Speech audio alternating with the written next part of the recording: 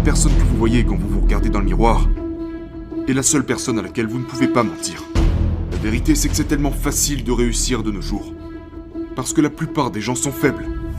C'est une génération de capricieux. Donc si vous avez la moindre ténacité, la moindre petite habileté, la moindre fraction d'autodiscipline, la capacité de ne pas avoir envie de faire quelque chose et de le faire quand même. Les gens ont du mal à comprendre que je puisse détester courir. Et la chose qui me rend fou, c'est les gens qui me disent « Mais pourquoi tu cours si tu détestes ça? Qu'est-ce que tu racontes ?» C'est la vie, mon gars. Quand je cours, j'endurcis mon esprit. Je m'entraîne pas pour une course. Je m'entraîne pour la vie.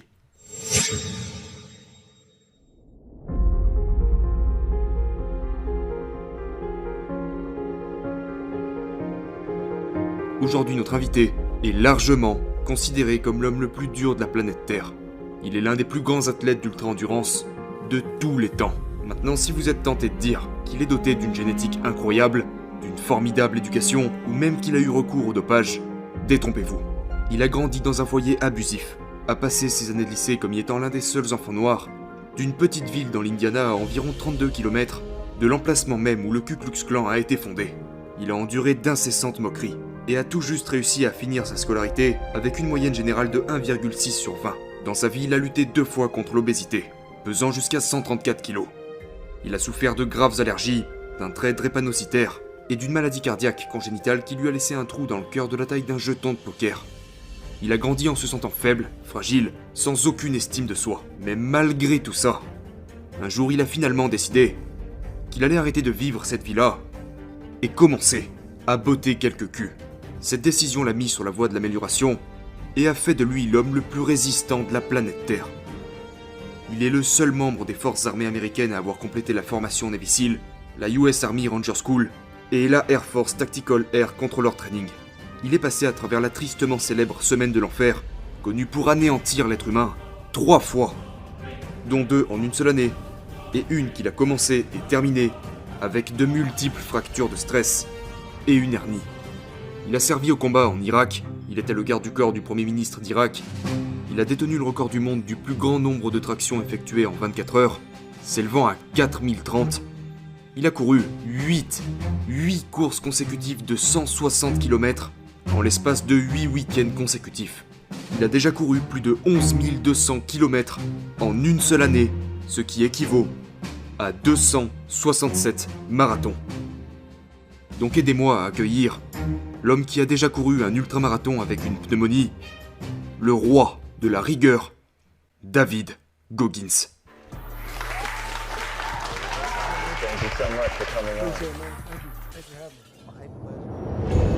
Il a fallu un certain temps pour que j'arrive au point de réaliser qu'il en était trop. Un jour, je suis rentré du travail le soir, j'étais exterminateur de cafards. Et, pour résumer, j'ai allumé la télé sur la chaîne Découverte, et je suis tombé devant cette émission sur la formation Navy SEAL. Je voyais ces gars en plein milieu de la Semaine de l'Enfer. On les rendait misérables, constamment dans l'eau, le froid, certains d'entre eux sonnaient la cloche. Ils souffraient. Et à ce moment, je pesais environ 134 kilos. C'est là que j'ai réalisé que je devais faire un changement dans ma vie. Vous savez, j'étais au plus bas. Et je n'allais nulle part dans ma vie. J'étais exactement là où tout le monde m'avait dit que je serais. Nulle part. Je venais d'un milieu horrible. J'ai été traité de nègre chaque jour durant toute ma scolarité. J'ai grandi dans une petite ville. Le quartier général du clan à cette époque était à environ 20 minutes de là où je vivais. Quand j'ai eu ma première voiture, ils ont tagué avec de la peinture des menaces de mort dessus. Donc, j'étais juste un enfant peu sûr de lui et apeuré. Et la seule méthode que j'ai trouvée pour m'en sortir a été de m'envoyer dans les pires situations qu'un être humain puisse subir.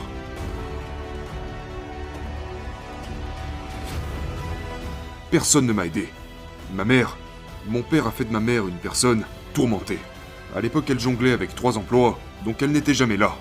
J'ai réalisé que personne n'allait venir m'aider. Et la sensation que j'avais tous les matins, quand je me regardais dans le miroir, était horrible. Et je ne voulais plus me sentir comme ça. Je me sentais comme un gamin qui n'allait nulle part. Un gamin qui a la trouille. Et la plupart des enfants acceptent ce sentiment et vont chercher de l'aide. Mais la meilleure chose qui me soit arrivée, c'est que personne ne m'a aidé. Personne s'est senti désolé pour moi.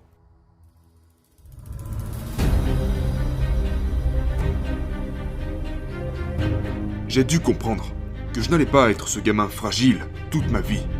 Donc la seule façon pour moi de changer a été de souffrir. J'ai dû construire cette corne sur mon cerveau, de la même manière que j'ai construit de la corne sur mes mains. Donc j'ai battu le record du monde de traction, il y a déjà longtemps. Mais j'ai échoué 2 fois avant d'y arriver. Et j'ai fait 67 000 tractions pour essayer de battre ce record. Donc pour faire 4030 tractions, j'ai dû en faire 67 000 à l'entraînement. Et donc, ce que j'ai réalisé, c'est que pour devenir l'homme que je voulais devenir, je devais me voir comme la personne la plus faible que Dieu n'ait jamais créée. Mais je n'ai jamais blâmé Dieu pour tout ce qu'il m'a fait. Donc je me suis vu comme l'homme le plus faible, pour devenir l'homme le plus dur qui n'ait jamais été créé. Est-ce que je le suis? Je ne sais pas, mais nous devons avoir un but. Et mon but, quand j'étais assis là, sans pouvoir aller à l'école, à me faire maltraiter, n'ayant aucune estime de soi, mais la seule personne qui pouvait changer ça, c'était moi. Et la seule façon que j'ai trouvée pour changer a été de me soumettre aux pires choses possibles qu'un être humain puisse subir. Et c'est cette seule méthode qui m'a permis de développer cet esprit pour faire face à tout ce qui se présente en face de moi, renforcer mon esprit à travers la douleur et la souffrance.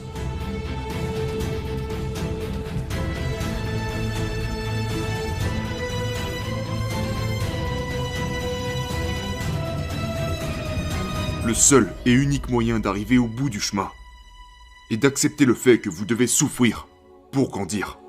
Certaines personnes vivent jusqu'à 100 ans, ont une vie formidable, de magnifiques enfants qui vont à l'université ou je ne sais où, mais quelque part dans leur vie, il y a eu un moment où ils ont eu une décision à prendre. Ils ont eu le choix d'aller à gauche ou à droite. La gauche était la voie facile, la droite était la voie difficile. Beaucoup de gens empruntent la voie facile, et ils ont une belle vie en faisant comme ça. Mais la meilleure vie se trouvait de l'autre côté. Et vous pourriez passer par 20 ans de souffrance en empruntant cette voie. Mais beaucoup d'entre nous meurent sans jamais vraiment avoir commencé notre voyage. Ce n'est que lorsque j'ai commencé à lire mon propre livre, en réalisant à quel point j'étais pathétique, que les choses ont commencé à changer. Je pouvais blâmer beaucoup de gens. Et c'est ce que j'avais tendance à faire. Je rejetais la faute sur tout le monde. Jusqu'au moment où je me suis dit, tu sais quoi, si tu veux vraiment régler le problème, tu dois commencer à chercher ce qui ne va pas chez toi. Arrête de blâmer les autres. Et regarde-toi. Ok, alors j'ai peur de mon ombre. Comment je peux surmonter ça? Inscris-toi à l'armée et va te faire botter le cul. Fais des choses que tu détestes faire. Sois dans l'inconfort chaque jour de ta putain de vie. Ok, bien reçu. Je ne suis pas la personne la plus intelligente du monde. Ok. Au lieu que quelqu'un vienne me dire « Oh mais non, t'es intelligent, ne dis pas ça », je me suis dit à moi-même « Je suis un putain de crétin ».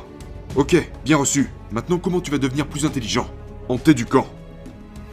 Donc les choses que nous fuyons la vérité.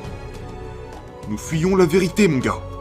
Et si j'ai fini par avoir du succès, c'est parce que je suis allé chercher cette vérité. Aussi douloureux et brutal que ça l'a été, ça m'a changé. Et ça m'a permis de devenir, à part entière, ce que je suis aujourd'hui.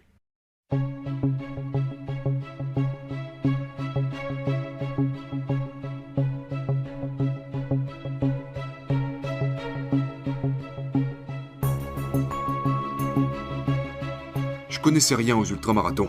Je n'avais même pas couru de marathon. Je connaissais rien de ce monde. Donc j'ai cherché sur Google le top 10 des courses les plus difficiles au monde. Et je suis tombé sur cette course appelée Badwater 135. C'est une course de 217 km à travers la vallée de la mort en période d'été. Je pensais que c'était une course par étapes. Je pensais que c'était une course où vous couriez genre 30 km, montiez le camp, vous savez, faites un barbecue dehors et puis couriez un peu plus le lendemain. Du coup, j'ai appelé le responsable de cette course et lui ai dit « Hey Chris, il s'appelle Chris Kosman. Je veux participer à ta course. » Donc on a eu cette longue conversation. Vous savez, j'étais beaucoup plus lourd à l'époque. Et surtout, je n'avais pas mis de chaussures de course depuis plus d'1 an. J'étais plus un powerlifter qu'autre chose. Je m'entraînais avec des charges lourdes, c'est tout ce que je faisais. Je venais de rentrer d'Irak, j'étais allé directement en école de chute libre, et puis nous voilà à cette course. Donc j'ai appelé Chris Kosman un mercredi. Et il a dit « Écoute mec, la seule façon pour toi de te qualifier à ma course est de courir 160 km en une fois, et en moins de 24 heures. Et il y a justement une course comme ça, ce samedi. Donc, 3 jours plus tard. Et il a dit « Si tu te qualifies, En courant ces 160 km, en moins de 24 heures, je te prendrai dans ma course. Je suis allé droit au but. Et je me suis inscrit à cette course, nommée San Diego One Day, où vous courez sur une piste d'1,6 km pendant 24 heures pour voir combien de kilomètres vous pouvez parcourir. Donc mon but était 160 km. Je suis arrivé au 112e kilomètre, et j'avais atteint 112 km en l'espace de 12 à 13 heures. Mais j'étais mort. Mes pieds étaient sévèrement endommagés. J'avais des fractures de stress, des périostites tibiales, des déchirures musculaires. J'étais vraiment dans un sale état. Donc, je me suis assis au 112e kilomètre. À cette époque, j'étais marié. Et donc je regardais ma femme et je me suis dit un truc du genre... Je suis vraiment dans la merde. Et puis, je commençais littéralement à devenir blanc. Et quand un homme noir devient blanc, c'est plutôt mauvais signe. Donc, me voilà assis sur cette chaise, complètement terrassé. Je suis au 112e kilomètre et il m'en restait encore 48 à faire. Mais j'étais totalement éteint. À ce moment, il fallait que j'aille aux toilettes. Les toilettes étaient genre à 10 mètres de moi, une sorte de toilette publique. Mais je pouvais même pas me lever de cette putain de chaise. Donc, je pissais du sang sur ma jambe. Je me chiais dessus littéralement. Et j'avais encore 48 km à faire. En fait, je ne pouvais même pas tenir debout, parce que ma pression artérielle était minable. J'étais passé par 3 semaines de l'enfer, la Ranger School. J'avais surmonté tellement d'obstacles dans ma vie. Mais c'est lors de ces 48 derniers kilomètres de cette course que j'ai réalisé que l'être humain a le potentiel de devenir quelque chose d'autre.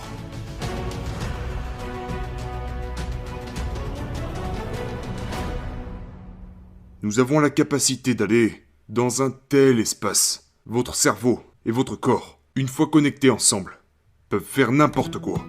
Ces 48 derniers kilomètres ont complètement changé ma vie. J'étais anéanti. J'étais dans la pire forme de toute ma vie. J'étais, à mon avis, au bord de la mort.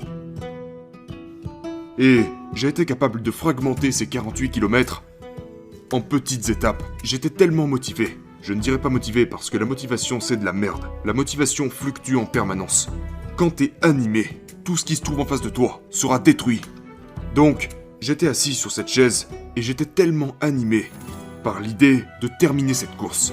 C'est devenu une affaire personnelle. C'est devenu moi contre cette course. Moi contre les gosses qui me traitaient de nègre. C'est devenu moi contre moi. Donc je me suis dit, ok, il faut que je mange.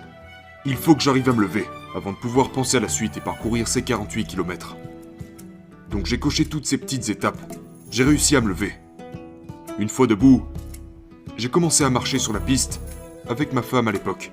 À un moment, elle m'a dit que je ne serais pas dans les temps. Elle m'a dit genre, regarde, tu marches à 3 km/h. J'ai marché comme ça jusqu'au 130e kilomètre. Et à la seconde où elle m'a dit que je ne serais pas dans les temps, j'ai couru les 30 derniers kilomètres de cette course non-stop. Mes tibias me faisaient tellement mal à cause des fractures de stress que le seul moyen que j'ai trouvé pour continuer a été de me scotcher les jambes pour m'empêcher de faire ce mouvement fléchisseur qui activait mes tibias. Donc je me suis scotché les jambes des chevilles jusqu'aux mollets. Et j'en suis venu à faire ça parce que dans ma 3e semaine de l'enfer, il n'allait plus me laisser reprendre la formation depuis le début. Donc j'ai littéralement traversé ma dernière formation difficile avec des fractures de stress et des périostites tibiales. Ce que j'ai fait, c'est que je scotchais mes chevilles jusqu'à mes mollets tous les matins. Donc pendant la première heure de chaque jour durant cette formation, la douleur était insoutenable.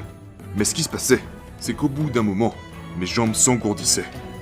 Et j'ai fait ça tous les jours pendant 6 mois.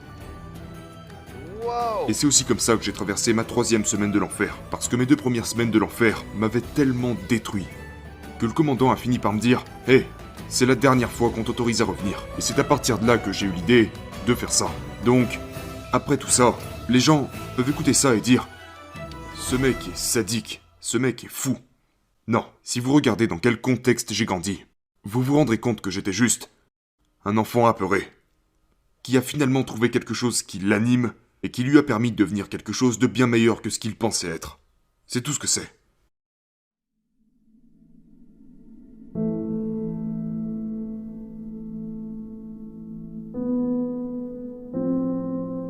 Si vous pouvez, pour le reste de votre vie, vivre à l'intérieur de vous, et arrêter d'écouter les gens qui vous traitent de gros, gays, transsexuels, nègres, toutes ces choses qui n'ont aucun sens.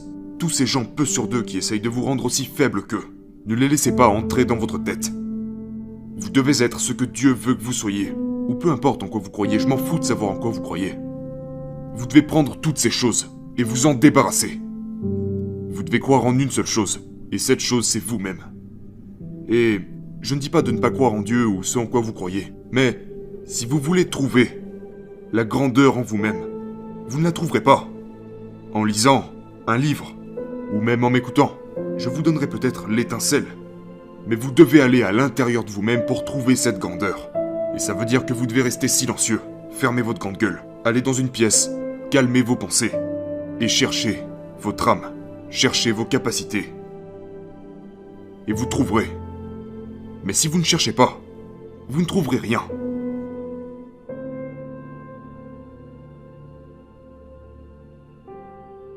Vous devez commencer à suivre votre chemin. Et ce chemin commence lorsque vous trouvez pourquoi vous êtes sur cette terre. Pourquoi êtes-vous là ? Et si vous n'avez pas la réponse, vous passerez le reste de votre vie perdu, avec cette question sans réponse.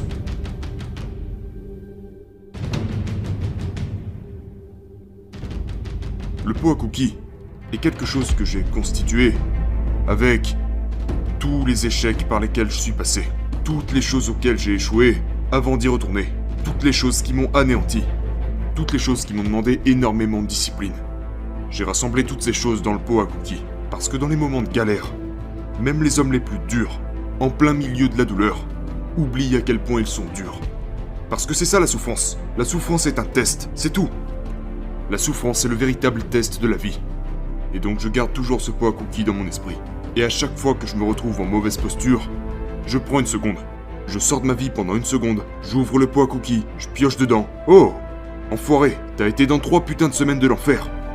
Un des gars en est mort là-bas à cause de cette telle rigueur. Oh ok, t'es un putain de dur à cuire. Et puis je remets ça dans le pot à cookies et je prends le temps de me rappeler qui est-ce que je suis vraiment. Je ne suis plus ce gamin qu'on traitait de nègre. Je ne suis plus ce gamin fragile. Je ne suis plus tout ça. Le pot à cookies est un rappel de qui vous êtes, au plus profond de vous-même.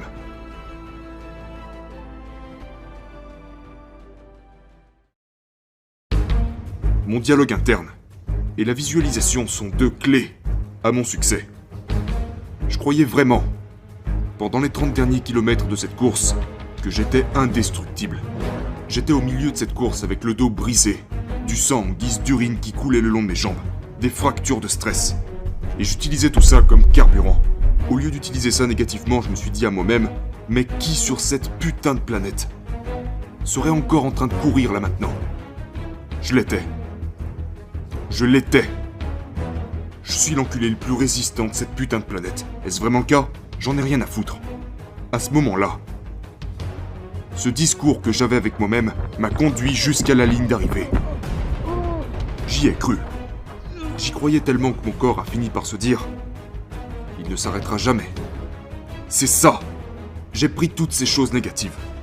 Comme le fait que j'allais finir à l'hôpital ou pire encore. Et je me disais à moi-même « Mais qui trouverait encore le courage de continuer ? Tu l'as fait. Qui pourrait avoir l'idée de se scotcher les jambes fracturées pour continuer ? Tu l'as fait. » J'ai utilisé toutes ces choses comme carburant.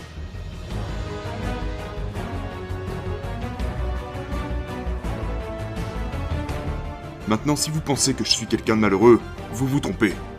Avoir vécu cette vie, avoir traversé tout ce que j'ai traversé, sans avoir eu peur, d'attaquer tout ce qui s'est trouvé en face de moi, m'a rendu heureux.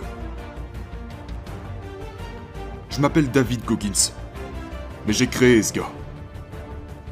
Goggins est le gars qui peut surmonter tout ce qui sera mis en face de lui. Tu veux casser mes putains de jambes ? Vas-y. Je trouverai un moyen de continuer. Je suis capable de me rendre dans un espace mental où toute la douleur et la souffrance qu'on essaiera de m'infliger, comme pendant la semaine de l'enfer, je vais encaisser cette douleur et cette souffrance, et je prendrai ton âme. Donc, à chaque fois qu'un instructeur essayait de me mettre en difficulté, mon travail, ce qui m'a poussé, c'est que lorsque tu rentreras chez toi ce soir, après m'avoir torturé toute la journée, quand je continuais de te sourire au visage, je voulais que tu te sentes pire que moi. Je voulais que lorsque tu rentres dans ton lit bien chaud ce soir, aux côtés de ta femme et de tes enfants, pendant que moi je suis toujours là-bas en train d'agoniser, de me faire torturer pendant encore 100 heures, je voulais que tu penses à moi, que tu saches que je suis à l'aise, d'être dans l'inconfort le plus total, C'est un moyen que j'ai trouvé qui, une fois en place, me rend insensible à presque tout. J'utilise le mal que tu essayes de m'infliger comme carburant pour aller encore plus loin. Tu essayes de l'utiliser pour me nuire. Mais non. C'est de la force que tu me donnes. J'utilise ça comme une force. Je prends le négatif et j'en fais quelque chose de positif.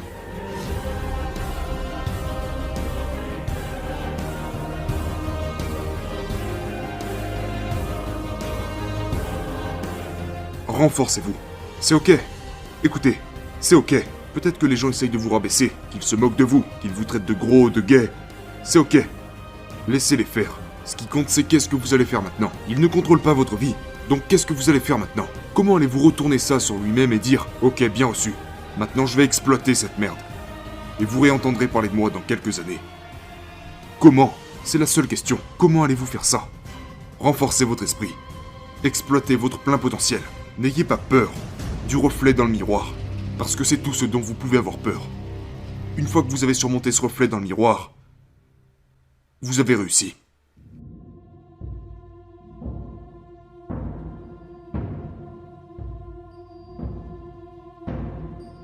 La plupart des jeunes de cette génération abandonnent à la seconde où on leur dit quoi que ce soit. Il suffit qu'on leur dise « tu as fait ça faux » ou « ça faux ». La vérité, c'est que c'est tellement facile de réussir de nos jours. Parce que la plupart des gens sont faibles. C'est une génération de capricieux. Donc si vous avez la moindre ténacité, la moindre petite habileté, la moindre fraction d'autodiscipline, la capacité de ne pas avoir envie de faire quelque chose et de le faire quand même, les gens ont du mal à comprendre que je puisse détester courir. Et la chose qui me rend fou, c'est les gens qui me disent « Mais pourquoi tu cours si tu détestes ça? Qu'est-ce que tu racontes ?» C'est la vie, mon gars. Ce n'est que lorsque j'ai changé ma mentalité que je suis vraiment devenu quelqu'un. Je détestais aller à l'école et devine quoi? J'étais stupide à mourir. Pourtant c'est simple. 1 + 1 = 2. Mais si vous arrivez à vous forcer à faire des choses que vous détestez faire, de l'autre côté se trouve la réussite. C'est ce que les gens ne comprennent pas. Quand je cours, j'endurcis mon esprit. Je m'entraîne pas pour une course. Je m'entraîne pour la vie. Je m'entraîne pour le jour où je recevrai un appel à 2h du mat', m'informant que ma mère est morte, ou le jour où quelque chose de tragique arrivera. Je ne sombrerai pas. J'entraîne mon esprit, mon corps et ma foi pour qu'ils ne fassent plus qu'un, pour que je puisse gérer ce que la vie me réserve. Parce que, à ce que je sache, la vie nous réserve un tas d'épreuves. Et si tu n'es pas physiquement et mentalement préparé pour ça, tu vas juste t'émietter et tu ne seras plus utile à personne.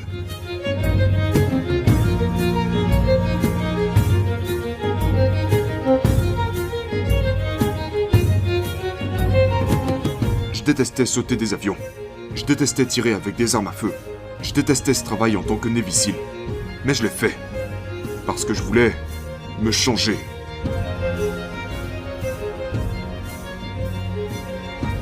Si vous avez l'intention de faire quelque chose, autant le faire à fond. Parce que dans tous les cas, vous le ferez quand même. Peu importe la voie que je choisis d'emprunter, je veux être incontestablement le meilleur. Et le meilleur incontesté ne se dit pas à lui-même « Je suis le numéro 1 ». Le meilleur incontesté se demande « Est-ce que je viens vraiment de sortir mes tripes ? Ou est-ce que j'aurais pu faire plus ?» Donc être le meilleur, ce n'est pas se dire un truc du genre « Je veux gagner ceci ou gagner cela ou... » Le meilleur est clair sur le fait qu'il se bat seulement contre lui-même dans tout ce qu'il fait. Et c'est ce que je m'applique à faire tous les jours. Je me bats contre moi-même. Je me remets toujours en question. Je me tiens toujours responsable de tout ce qui m'arrive. Parle-nous un peu du miroir de responsabilité. Le miroir de responsabilité est quelque chose que j'ai inventé quand j'étais encore au lycée. Comme je l'ai dit, j'ai commencé à me raser la tête à l'âge de 16 ans. J'essayais le plus possible d'attirer l'attention des gens, parce que personne ne m'aimait.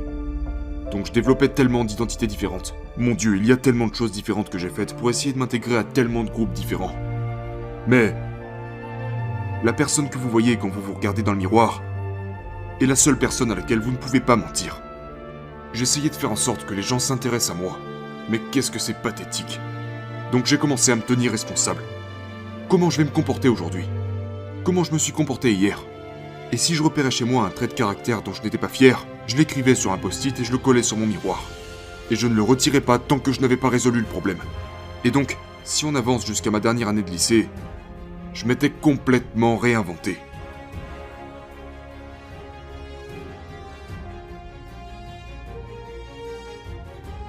Vous savez, je n'ai jamais pensé à prendre des vacances, me reposer, voyager, m'amuser. Je n'ai jamais été ce type de personne. Mais la première fois que j'ai vraiment eu la chance d'expérimenter le vrai bonheur et la vraie paix a été le moment où je me suis vraiment fait violence pour devenir l'homme que je suis aujourd'hui. Ça m'a laissé beaucoup de séquelles. Donc, je me dis que Dieu m'a donné du temps pour me reposer. J'étais arrivé au point où je ne pouvais quasiment plus me lever de mon lit, physiquement. Donc je suis passé par une période de 6 à 7 mois d'absence. Et pendant cette période, j'ai vraiment eu le temps de réfléchir à tout ce que j'avais accompli. Et c'était la première fois de ma vie où je me suis assis et j'ai réalisé « Waouh !» Parce que moi seul, je vous livre peut-être une partie de mon histoire, mais je suis le seul à connaître l'exacte vérité sur l'atrocité du voyage par lequel je suis passé, et d'à quel point je ne devrais pas être assis là devant ces caméras aujourd'hui. Donc ce qui m'apporte de la joie et du bonheur, c'est de prendre du recul et de penser à tout ce que j'ai accompli. J'ai fait l'expérience du vrai bonheur à travers les plus grandes douleurs. À travers « Va te faire ! Je vais échouer. Je vais encore échouer. Je vais encore échouer. Je vais encore échouer. Et puis je vais réussir. » Rien que d'en parler, ça me procure un sentiment de « Je sais ce que j'ai fait. » Et je n'ai pas besoin de voyager je ne sais où ou d'avoir telle ou telle chose. J'ai tout ici dans ma tête. Pour moi, le bonheur, c'est me rappeler de ce gamin que j'étais, stupide, qui se faisait traiter de nègre. Et de voir où il en est arrivé aujourd'hui. C'est-à-dire que, quand vous devenez enfin la personne que vous désirez devenir, c'est le sentiment ultime de paix.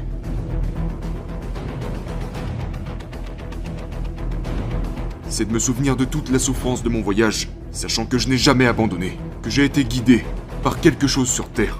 J'ai été guidé par une force supérieure. Et je l'ai écouté.